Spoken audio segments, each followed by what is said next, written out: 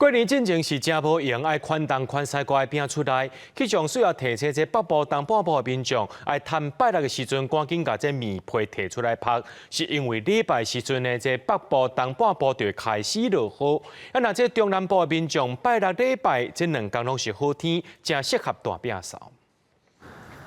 过年要到啊，真侪民众会来到迪化街穿年货，卖年货头家娘非常欢喜，甲金角啊倒出来，准备要迎接这个拜六礼拜。因为真侪民众会趁这个拜六礼拜，甲年货穿好势，准备要来大饼扫。明仔载早起，请清洁公司来请清洁这样。落雨来烘啊，用烘的啊，啊无落雨就阴干啦。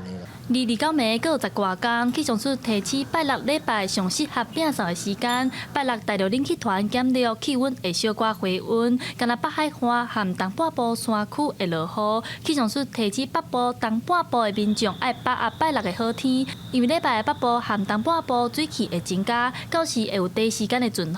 也那中南部的民众拜六礼拜规天拢是好天。明天来讲的话，就是在西半部地区的平地。 其实是比较属于多云的天气，其实是有机会可以做大扫除的一个工作。那只不过是说，在周日这一天的话，北部可能相对就没有那么适合。周末2天看起来相对来讲，中南部地区的平地相对是比较稳定的天气。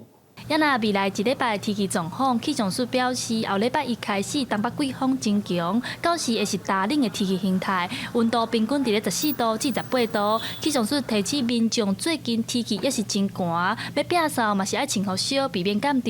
记者戴阿双、柯敏哲台北报道。